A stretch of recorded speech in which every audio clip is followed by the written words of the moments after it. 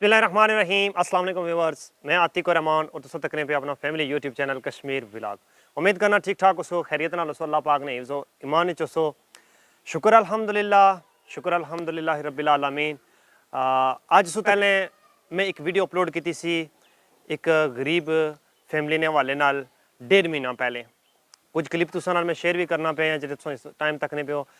इत्थे डडियाल ने अंदर एक असां ने खाला जी से जिन्हों ना घर ना छत ना मसला सा, वो छत ने हवाले नाल एक वीडियो अपलोड की सी कि उन्होंने की छत चाहिए ना आया।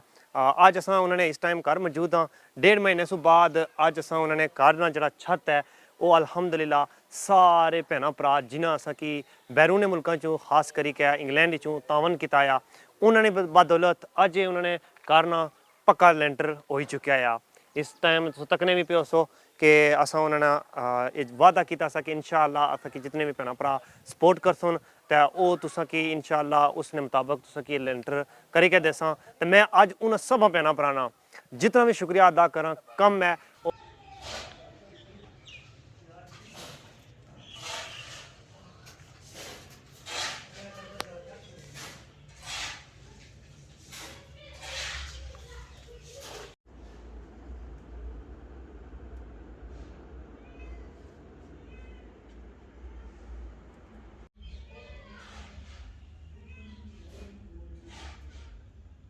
हाँ जी, असा नाल ये हाला जी जिन्होंने असा पहले वीडियो अपलोड की सी कि इन्होंने एक घर सा तो हालात ये से कि बारिश होनी सी तो छत जड़े ना अंदर चौने से।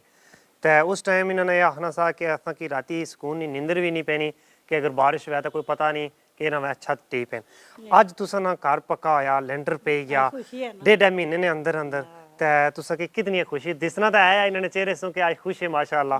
खुश आना कि नहीं तो अल्लाह जिंदगी दे अल्लाह जिन्ना किता सारे तावन उन्ना के लाभूंदा। बिल्कुल जी, खास करी असा ने जितने भैन भरा से बैरूने मुल्कों चों जितने भैन भरा बजुर्गां तावन किया, उन्होंने ये आखना सा कि दुआवां दी अपील करनी है तो तुसा कोल जितनी हो सके उन्होंने तुसा दुआ दे सकने हो। अल्लाह बू दे दे अल्लाह और तरक्कियां दे ने जिन्ना माड़ियां परेशानियां दूर कीतियां। आमीन जिसम आमीन।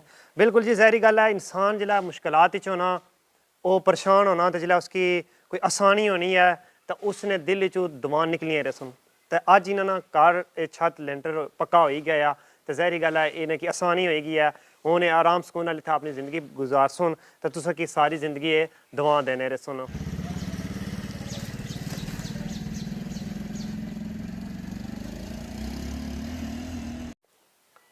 हाँ जी दोस्तों, मैं एक दफ़ा फिर तुसा सब सारे भैन भरा बजुर्गों शुक्रिया अदा करना जिन्हें पैसे भेजे और उस तो बाद असा कम स्टार्ट कराया तो अल्हम्दुलिल्लाह विद मटीरियल ठेका किया, सारा कुछ कंप्लीट होया बहुत मतलब कम टाइम विच।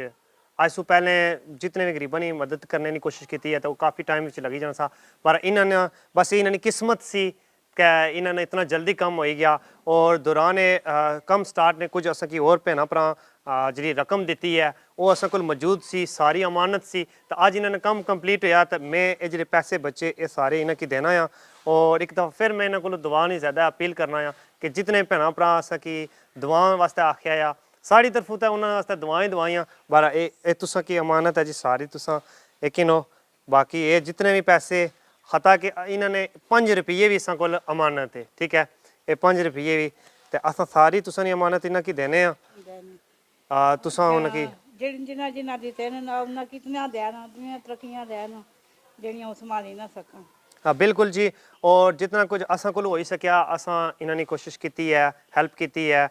और जिन्हें अगर भैन भरा इन्हें की कोई पर्सनली अगर तावन किया असा उन्होंने भी शुक्रिया अदा करने कि अल्लाह ताला उन्होंने भी मजीद तरक्कियां देन, किसी किस्म की दुख दर्द तकलीफ ना देन। तो असा इंशाअल्लाह अगर किसी जगह कोई और इस तरीके ना गरीब कोई यतीम बंदा होया तो असा अपनी तरफों तावन करने की कोशिश करसा।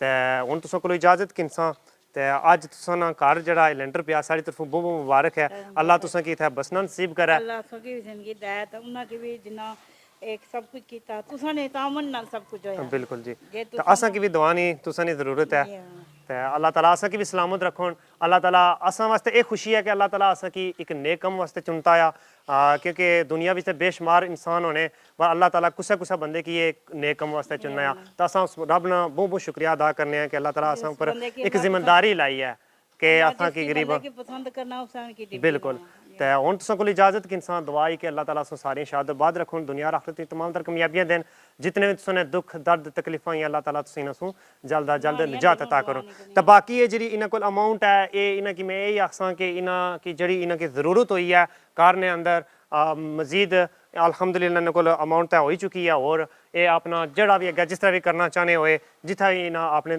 लाने होए ये हुण रकम इन्हां नहीं है इन्हां जिस तरह अग्गें लाने होए ये लाई सकने मिलने इंशाल्लाह अगली वीडियो च अल्लाह सुनने वाला है।